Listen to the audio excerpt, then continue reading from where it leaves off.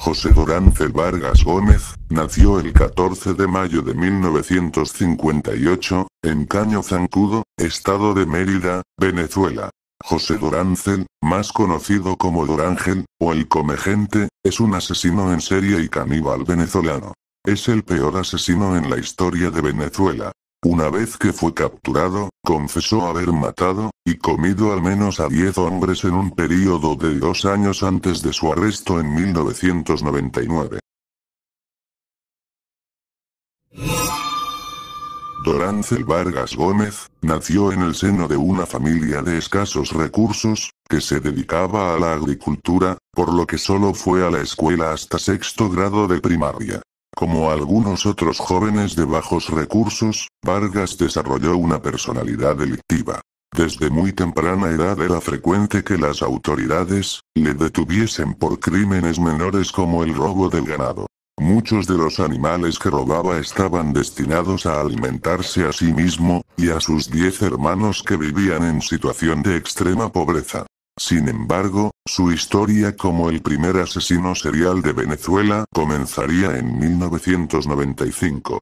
A sus 38 años, y tras una larga vida como un sin techo, fue internado en un centro psiquiátrico, por devorar a otro sin techo, Cruz Baltasar Moreno, con el que compartía sus días debajo de un puente. La captura fue posible gracias a la denuncia de un amigo de Moreno, Antonio López Guerrero, también sin techo.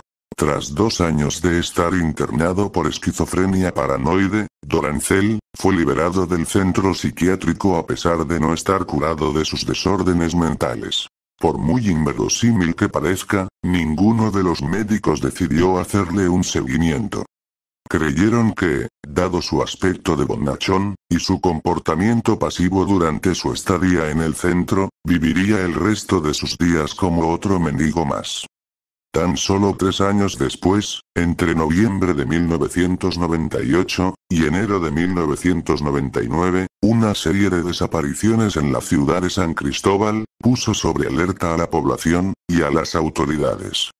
Los desaparecidos eran todos desprevenidos deportistas y obreros que trabajaban en la orilla de un río, cuyos familiares no dudaron en denunciar las desapariciones. Nadie sabía que había un caníbal en la localidad. El 12 de febrero de ese mismo año el Cuerpo de Seguridad venezolano conocido como Defensa Civil encontró restos humanos pertenecientes a 2 hombres en una operación de búsqueda. Estos hallazgos propiciaron que las fuerzas de búsqueda intensificaran las operaciones en esa zona. El resultado fue la recuperación de restos pertenecientes a otros 6 cuerpos, todos hombres. Debido a la costumbre entre las bandas de narcotraficantes en Venezuela de descuartizar a sus rivales, y esparcir los restos para que fuesen encontrados por la población civil, las autoridades inmediatamente pensaron que se trataba de un ajuste de cuentas entre bandas rivales. No obstante, uno de los oficiales recordó el caso de un mendigo, que había sido internado unos años antes por canibalismo, y que el modo como habían encontrado los restos, solo habían dejado los pies y manos de su víctima, mismas partes que habían estado encontrando de forma reiterada. Fue entonces cuando empezó la búsqueda de Dorángel Vargas. Comenzaron rastreando las zonas próximas al lugar donde se encontraron los restos, y una unidad de la policía decidió allanar una vivienda improvisada de manera muy rústica en una granja abandonada. A pesar del largo historial de crímenes en el país, ninguno de los oficiales estaba preparado para lo que verían dentro. La improvisada vivienda albergaba en su interior varios recipientes de cocina con partes humanas, listas para ser utilizadas en diversas recetas, y a un lado, todo lo que sería desechado. Manos, pies, y 3 cabezas. Una carnicería humana perfectamente organizada. El caníbal fue arrestado ese mismo día, y todos los medios de comunicación venezolanos se hicieron eco de la noticia. El sensacionalismo se apoderó del caso, y empezaron a circular las primeras informaciones y rumores sobre el Comegente. Yo solo como partes con músculos, especialmente muslos, y batatas, gemelos, que es mi parte favorita, con la lengua hago un guisado muy rico, y los ojos los utilizo para hacer sopa, lo cual es muy nutritivo, y sano, aseguró Vargas en una entrevista al momento de su arresto ante los medios venezolanos. Durante la investigación, el entonces apodado Comegente, confesó que había matado alrededor de 10 personas con una tubería metálica, convertida en una especie de lanza.